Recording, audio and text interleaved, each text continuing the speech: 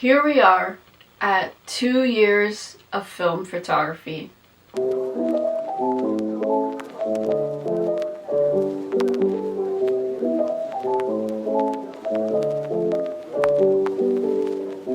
So the last year has been very much another year of experimenting.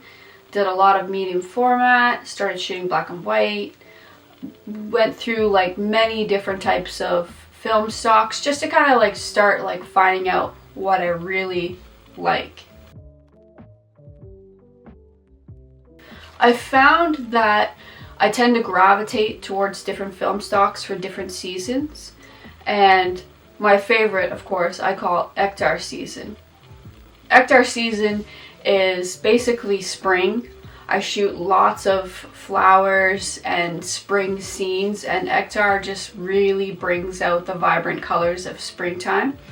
So I found that like I've really settled into using Hectare in the spring, and I don't really use it any other time. I did shoot some this fall, which I quite like, so I might actually start shooting more Hectare in the fall as well because of the vibrant colors. And another film I've started using, well, not started, but my favorite, as you know, has always been like Fuji Superia Extra 400, which has been discontinued sadly. However, I did have some leftover rolls before they stopped selling them, and I also picked up some expired rolls off Facebook Marketplace. So I have shot quite a few rolls of Fuji Superia this year. However, Fuji 400 has always been like a decent backup, and Fuji 200 as well, which I've shot. So I tend to use that as like an everyday type of film stock, and I use it more predominantly in the winter and kind of like, you know, the gloomy seasons. Another film I really found myself using a lot this year was Candido 400, or like any type of 400D film. I tend to prefer the C41 developed 400D stuff, but I have used like the ECN 2 films as well. They just don't really have like that same look. They have like a little bit of a different look. But this summer I shot a lot of Candido 400 and really like it. And I've got a couple of rolls of 800, which I'm trying now this season in the winter. Well, we're like on the cusp of winter. It's snowing now, but I also tried slide film this year. Not really sold on it. It's funny for me to say, I like film because of like the detail in the shadows, and slide film kind of reminds me of like digital in a way, because a lot of like detail seems to be lost in the shadows. I shot slide film in my Olympus OM2N, and then I shot another roll through my Canon EOS, I think it was the 3000N, because I have two Canon EOS film bodies right now. And it's okay. Like I used a warming filter on some of the shots, but I don't really enjoy slide film that much, but it was still good to try out. Phoenix was another film I tried on 120 this year, and I did not like it, but that's gonna be a whole other video that I'm gonna get into soon, I hope. Black and white, I started shooting finally just maybe a couple of months ago.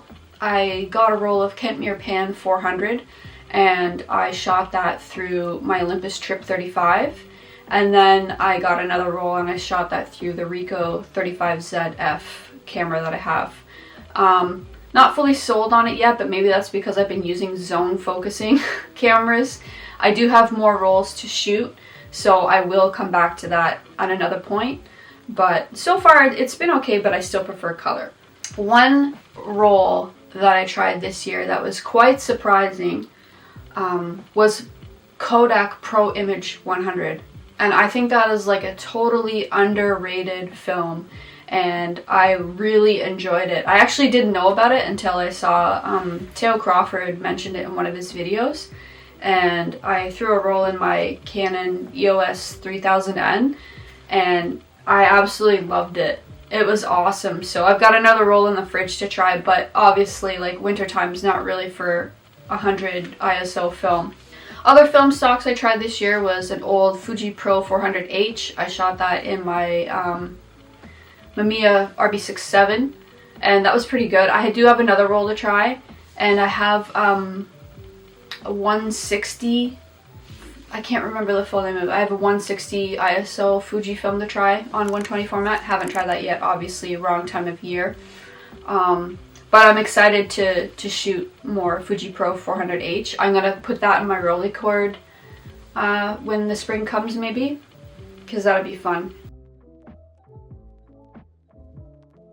So my favorite cameras to shoot, I've actually gravitated, I do use a lot of point and shoots just because I don't get a lot of time for dedicated shooting. So if I'm going somewhere for like a day trip, say, I will bring along a point and shoot just so I can take quick snaps. And I've got some pretty decent shots this year.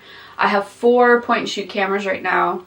I have the Canon SureShot 85 zoom, which is an awesome camera. Really small, crappy viewfinder, but like it's a pretty good point and shoot camera to use. And I have a Canon Snappy 40, which is fixed lens 35mm, I believe, or 38mm maybe. And then I have the Pentax SBO 60S, which is pretty similar to the Pentax Zoom 60X, which I actually prefer because it's more ergonomic and easier to use the controls than the SBO.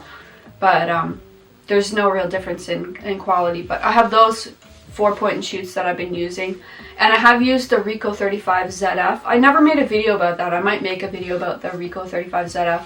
It's a zone focusing camera. I've used that. Haven't really used the Olympus Trip 35 that much. Haven't really used my Olympus OM2N that much. I've used my Canon EOS 3000N a lot, and then I recently picked up a Rebel 2000, an EOS Rebel 2000, which I've used one roll. My partner has actually borrowed that camera, and he's shot a few rolls of Kentmere pan through it. He's not even into photography, but he kind of is a little bit, but hopefully I'll use that more. I think the autofocusing system is better on the Rebel 2000 more than the 3000N. But awesome camera. I just love using my L lenses because like I made that investment a long time ago with digital, right? And it's just amazing to be able to use those lenses. And then the other camera that I have right now is the Zenit 11, as you know. Wouldn't be using that a lot, maybe just for like nature, fall, spring, maybe a bit of summer, but obviously with the line going through the negatives, that puts a damper on things, even though like the Helios lens is amazing. And then the other two, obviously my medium format cameras would be the Rolleicord 5 and the RB67. And I don't use the RB67 much, as you know, because it's very heavy, but the Rolleicord I like to use a lot. So that's my favorite go-to for a medium format. And I really enjoy the 6x6 format as well. So my favorite film stocks of 2024, at the #1 spot, obviously Fuji Superia Extra 400, with Fuji 400 being a nice backup to use because obviously I can't get Superia anymore. #2, Kodak Ektar 100, as usual. It's kind of like I like both film stocks equally, but if I had to pick, right? And then the other one would be Pro Image, Kodak Pro Image 100. Absolutely loving this film stock. Can't wait to use it again next year with the warmer weather. Well, I shouldn't just say warmer weather, but brighter skies, more available light. And then lastly, I would say Candido 400. Or maybe 800 too, but mostly 400. I like the daytime stuff, especially for summer. And then I'd like to make a special mention of Kodak Gold. I'm not usually a fan of Kodak Gold, but on 120 format, I really liked how it looked this summer. So I'd like to mention that.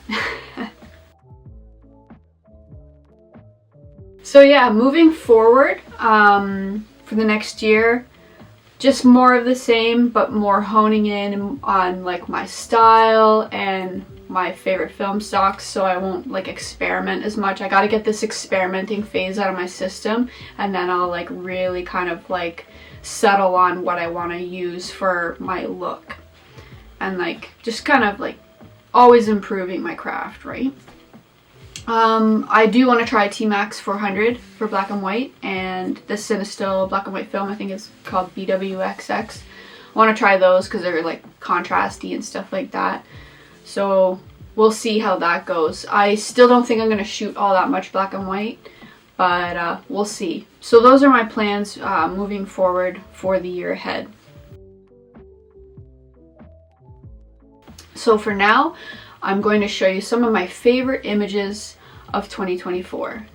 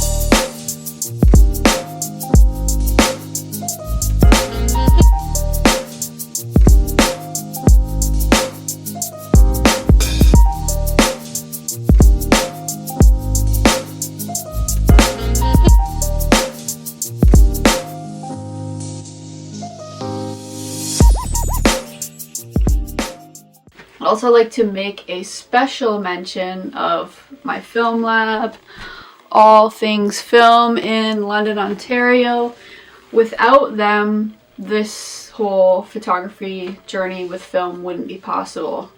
They do all my developing and scanning, and I buy 90% of my film from them, and I even picked up my Rolleicord from them as well. So if you're in southwestern Ontario, or anywhere really, because you can mail in your film to be developed, check them out. This video is not sponsored, but like, I gotta give credit where credit is due. They are a major part of my photography journey over the last 2 years. So yeah, check them out. All Things Film in London, Ontario, allthingsfilm.ca. And thank you guys so much.